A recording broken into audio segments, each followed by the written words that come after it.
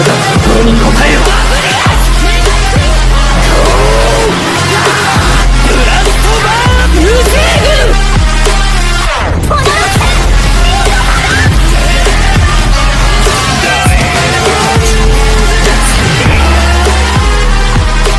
Hey guys, welcome back to another video. So आपको पता है कि मास्टर 8 में कितनी सारी ऐतिहासिक बैटल्स हुई हैं एंड ये बात तो हम सबको पता था कि ऐश अंत में जीत ही जाएगा। पहले उसके सामने स्टीवन आया, उसे उसने हरा दिया। उसके बाद सिंथिया आई, उसे भी उसने हरा दिया। एंड यह हमें पता ही था कि ऐश लियोन से भी जीत जाएगा जब तक फाइनल बैटल शुरू नहीं हुई थी, क्योंकि जब लियोन ने अपने चार्जार्ड को उतारा था तब ये मैच काफ़ी ज़्यादा ही टफ था दोनों के लिए। एंड ये कहना बहुत मुश्किल था कि दोनों में कौन जीतेगा, सबकी धड़कनें तेज़ हो गई थी। And yeah there were moments when Ash almost lost the battle. पर हाँ, अंत में जैसे तैसे करके यहाँ पर पिकाचू ने लियोन के चार्जार्ड को हरा दिया था एंड ऐश को ये मैच जितवा दिया था। लेकिन क्या आपने कभी सोचा है कि क्या होता अगर पिकाचू की जगह ऐश का कोई और पोकेमॉन लाइक चार्जार्ड अगर लियोन के चार्जार्ड से लड़ता? तो आज की इस वीडियो में मैं इसी बारे में बात करने वाला हूँ कि अगर यहाँ पे लियोन के चार्जार्ड के सामने ऐश अपने चार्जार्ड को उतारता एज एस फाइनल पोकेमॉन तो क्या होता। और हाँ, मैंने इसका आंसर बहुत ही लॉजिकल वे में देने की कोशिश की है। सो हाँ, इन सारी बातों को एक बार सही से समझने की कोशिश करना। सो गाइस, अगर आपको वीडियो पसंद आता है तो प्लीज़ लाइक कर देना एंड चैनल पर नए तो प्लीज़ सब्सक्राइब भी कर लेना ऐसी पोकेमॉन के अमेजिंग वीडियोस देखने के लिए। तो चलिए फिर आज की वीडियो को स्टार्ट करते हैं। ऐश के चार्जार्ड को लियोन के चार्जार्ड के सामने उतारने से पहले सबसे पहले हम ये जान लेते हैं कि लियोन का चार्जार्ड किस लेवल का पोकेमॉन है। जैसे उसे एनिमे में पोर्ट्रे किया गया है, विदाउट एनी डाउट वो एक मिड चैंपियन लेवल पोकेमॉन है। अगर आपको नहीं पता है कि एक मिड चैंपियन लेवल पोकेमॉन कितना ताकतवर होता है तो मैं बता दूं कि सिंथिया की गार्चॉम्प भी एक मिड चैंपियन लेवल पोकेमॉन ही है। एंड जब उसका सामना पॉल के टॉटेरा से हुआ था, आपने देखा ही था कि किस तरह उसने एफर्टलेसली पॉल के टॉटेरा को वन शॉट कर दिया था, जो कि उस समय कॉन्फ्रेंस लेवल का पोकेमॉन था। एंड अगर मैं इसे थोड़ा और डीपली समझाऊं देन सिंथिया की गार्चॉम्प ने मास्टर 8 में जो फाइनल बैटल लड़ी अपनी मेगा लुकारियो के खिलाफ, उस बैटल में आपने देखा ही होगा कि लुकारियो मेगा फॉर्म में था एंड सिंथिया की गार्चॉम्प बेस में। लेकिन स्टिल यहाँ पर लुकारियो उस मैच को हारते हारते जीता था। और हाँ, ऐश का मेगा इवॉल्व लुकारियो ऐश की बॉन्ड इवॉल्व ग्रेनिंजा के लेवल पे है, जो कि अलान के mega Charizard X and Siebold के मेगा ब्लास्टॉइस से बस थोड़ा सा ही कमजोर है।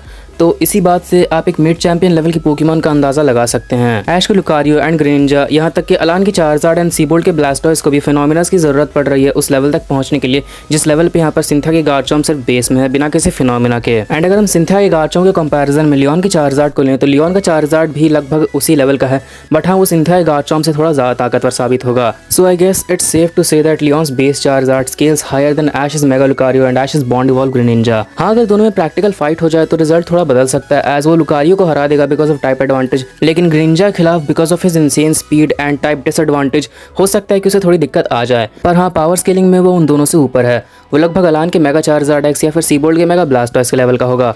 And who knows, he could be even stronger than them as he remained undefeated for more than a decade. अब मुझे ये तो नहीं पता कि वो अलान के मेगा चार्जार्ड एक्स या फिर सीबोल्ट के मेगा ब्लास्टॉइस से बेस में ज्यादा ताकतवर है कि नहीं, बट हाँ वो लगभग उन्हीं के लेवल का होगा। अब यहाँ पर काफी सारे फैंस लियोन को डिफेंड करते हुए कह सकते हैं कि भाई अलान के चार्जार्ड को तो यहाँ पे लियोन के चार्जार्ड ने काफी इजीली हरा दिया था, इवन दो वो मेगा फॉर्म में था, फिर भी यहाँ पर उसे लगभग वन शॉट ही कर दिया। सो हाँ, मैं जानता हूँ कि ये सच है, अलान का चार्जार्ड बहुत बुरी तरह से हार गया था लियोन के चार्जार्ड से, लेकिन इस मैच के पीछे की सच्चाई मैं अपनी इन दोनों वीडियोस में अच्छी तरह से एक्सप्लेन कर चुका हूँ। अगर आपने नहीं देखी तो आप चेकआउट कर सकते हैं। I don't think it would be wrong to say that Leon का चार्जार्ड लगभग अलान के mega Charizard X and Siebold के मेगा ब्लास्टॉइस के लेवल पे है।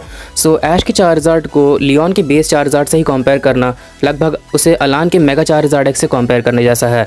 और ये हम सबको पता है कि अलान का मेगा चार्जार्ड एक्स ऐश के चार्जार्ड के मुकाबले किस लेवल पे है। जहाँ ऐश का चार्जार्ड एक लो टू मिड एलीट 4 है मैक्सिमम, वहीं अलान का मेगा चार्जार्ड एक्स एक मिड चैंपियन लेवल पोकेमॉन है। As in my opinion he is stronger than Cynthia's base Garchomp. तो अब अगर पावर स्केलिंग के हिसाब से देखा जाए तो ये तो हम सबको दिख रहा है कि लियोन का चार्जार्ड कितना ज्यादा आगे है ऐश के चार्जार्ड से। तो अगर इन दोनों में फाइट हो जाती है एंड ऐश चार्जार्ड को चुनता है as his final Pokémon instead of Pikachu, तो क्या यहाँ पे लियोन का चार्जार्ड एक दो अटैक में इस मैच को जीत जाता? वेल, इसका आंसर है नहीं, ऐसा कुछ भी नहीं होता। अब मैं ऐसा इसलिए कह रहा हूँ क्योंकि one thing you have to understand that imaginary fight and practical fight काफ़ी अलग होती हैं।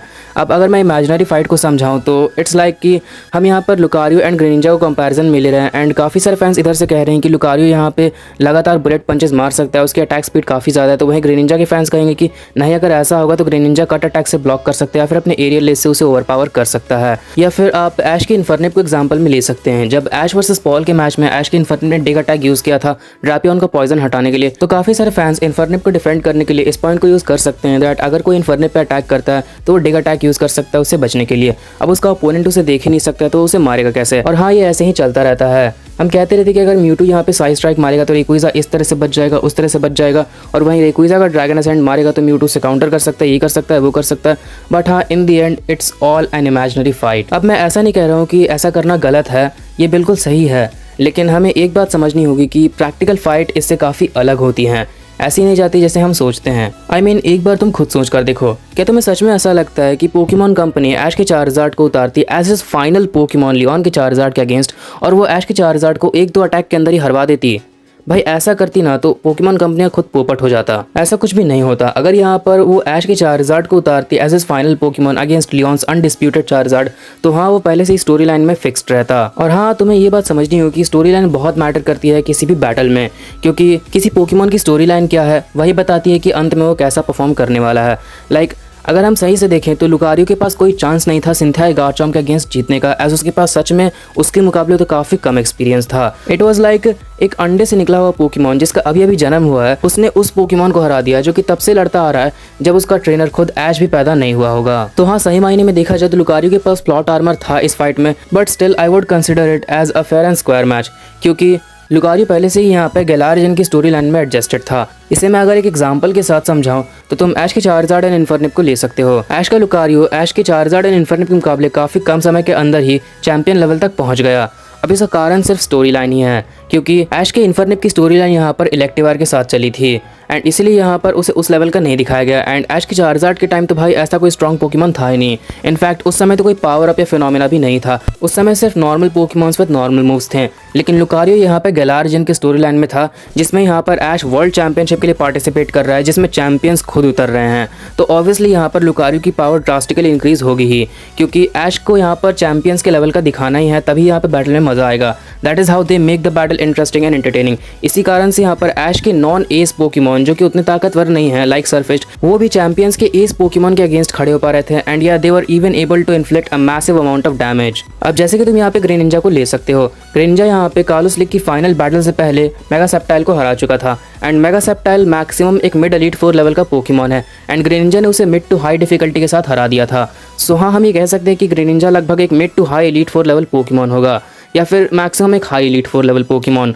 लेकिन अलान का चार्जार्ड यहाँ पर उस बैटल से पहले ही एक मिड चैंपियन लेवल पोकेमॉन बन चुका था, as a really defeated 10 mega evolved Pokemons in a row, जिसमें मेगा हाउंडूम भी शामिल था जो कि एलीट 4 मालवा का एस पोकेमॉन है, और वो उसके बाद 50% ज़ायगार्ड से भी लड़ चुका था, एंड ग्रेनिंजा को पहले ही 2 बार हरा चुका था। लेकिन ग्रेनिंजा मेगा सेप्टाइल को हराने के बस 2-3 एपिसोड के बाद ही अलान के मेगा चार्जार्ड एक्स को कांटे की टक्कर दे देता है। अलान का चार्जार्ड इस मैच को जीत तो गया था, बट एट एक्सट्रीम डिफिकल्टी।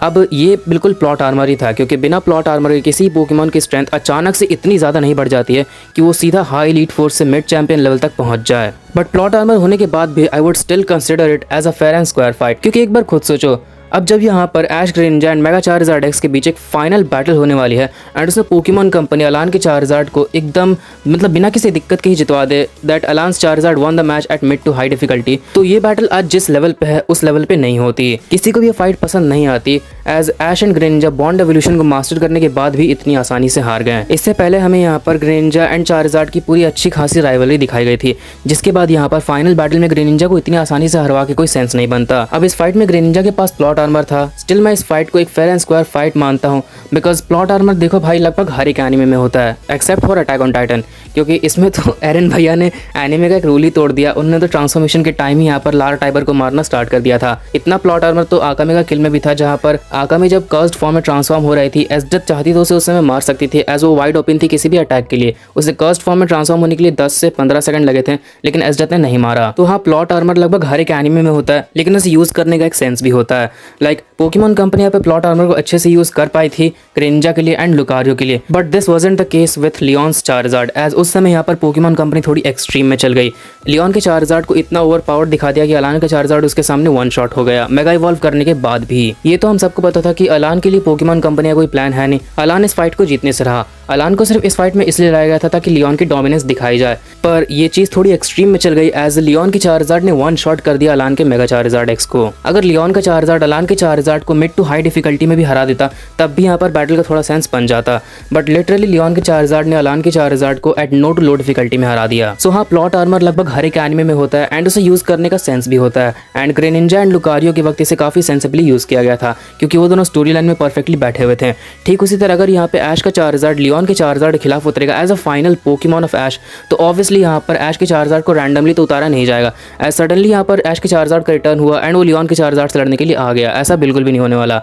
अगर ऐश के चार्जार्ड को एज ए फाइनल पोकेमॉन उतारना है बैटलफील्ड में, वो भी लियोन के अनडिस्प्यूटेड चार्जार्ड के अगेंस्ट, तो पहले से ही वो स्टोरी लाइन में फिक्स्ड रहेगा, उसका रिटर्न बहुत पहले ही हो चुका होता और ऐश एंड लियोन के चार्जार्ड के बीच थोड़ी राइवलरी भी दिखाई जाती जिसमें दोनों आपस में काफ़ी बार लड़ते हैं एंड हर बार यहाँ पर लियोन का चार्जार्ड जीत जाता एंड फाइनली यहाँ पर ऐश का चार्जार्ड एक आखिरी बार उससे लड़ने के लिए आता फाइनल बैटल में एंड उसकी एक क्वेस्ट भी दिखाई जाती that he wanted to become the strongest Charizard of the world. This was the only reason why he joined the Charicific valley. So हाँ, अगर ऐश का चार्जार्ड उतारता पिकाचू की जगह as Ash's final Pokemon against Leon's Charizard, तो पहले से ही स्टोरी लाइन में फिक्स्ड रहता। और गैलार की स्टोरी लाइन में फिक्स्ड होने का सिंपल सा मतलब है कि तुम उतने ताकतवर हो या नहीं हो, ये मैटर नहीं करता। इन दी एंड तुम्हारी जिस तरह से स्टोरी लाइन दिखाई गई एंड जिस तरह से तुम्हारी राइवलरी को शो किया गया है, तुम यहाँ पर चैंपियन के भी एस पोकेमॉन को अच्छी खासी टक्कर दे सकते हो। सो इमेजिनरी फाइट में तो हम ये कह सकते हैं कि लियोन का चार्जार्ड एक दो अटैक के अंदर ही हरा देता है ऐश के चार्जार्ड को। इवन लियोन के चार्जार्ड की जरूरत भी नहीं पड़ती। अगर ऐश अपने चार्जार्ड को उतारता फाइनल बैटल में तो लियोन के नॉर्मल पोकेमॉन से उसे हरा देते हैं, लेकिन रियलिटी में ऐसा पॉसिबल नहीं है क्योंकि प्रैक्टिकली अगर सच में यहाँ पर ऐश का चार्जार्ड उतर जाए बैटल में एज इज फाइनल पोकेमॉन, तो एक दो अटैक में तो पोकेमॉन कंपनी उसे हरवाने से ही, चाहे वो किसी भी लेवल का हो। उसे पहले यहाँ पर स्टोरी लाइन के साथ फिक्स किया जाता है एंड उसके बाद जब सच में प्रैक्टिकली इन दोनों में फाइट होती है तो बहुत धमाकेदार फाइट होती है एंड मोस्ट लाइकली इसमें ऐश का चार्जार्ड जीत भी जाता। एज ऐश को वर्ल्ड चैंपियन बनाने का प्लान तो बहुत पहले से ही तय था, लेकिन अगर वो हार भी जाता तब भी यहाँ पर ऐसा दिखाया जाता है कि लियोन का चार्जार्ड इस मैच को हारते हारते जीत पाया है। और अगर ऐश का चार्जार्ड स्टोरी लाइन में फिक्स्ड रहता तो इस बात के बहुत ज्यादा चांसेस थे कि उसे भी कोई ना कोई फिनोमेना मिलता लियोन के चार्जार्ड की जी मैक्स फॉर्म को काउंटर करने के लिए। सो या this was my opinion and मैंने इसे काफी लॉजिकल वे में समझाने की कोशिश की है कि अगर सच में प्रैक्टिकली इन दोनों में फाइट हो जाती फाइनल बैटल में, तो ज्यादा चांसेस ऐश के चार्जार्ड के पास थे कि वो जीत जाता, और अगर हारता भी तब भी यह फाइट बहुत ज्यादा क्लोज होती है। आपका क्या ओपिनियन है ये आप कमेंट्स में बताइए। सो चलिए गाइस, आज के लिए बस इतना ही। अगर आपको वीडियो पसंद आया तो प्लीज़ लाइक कर देना एंड चैनल पर नया है तो प्लीज़ सब्सक्राइब भी कर लेना ऐसी पोकेमॉन के अमेजिंग वीडियोस देखने के लिए, एंड सब्सक्राइब करके नोटिफिकेशन बेल को ऑन कर देना ताकि मैं कभी कोई न्यू वीडियो अपलोड करूँ तो उसकी नोटिफिकेशन आपके पास सबसे पहले आ जाए। And finally, thanks for watching.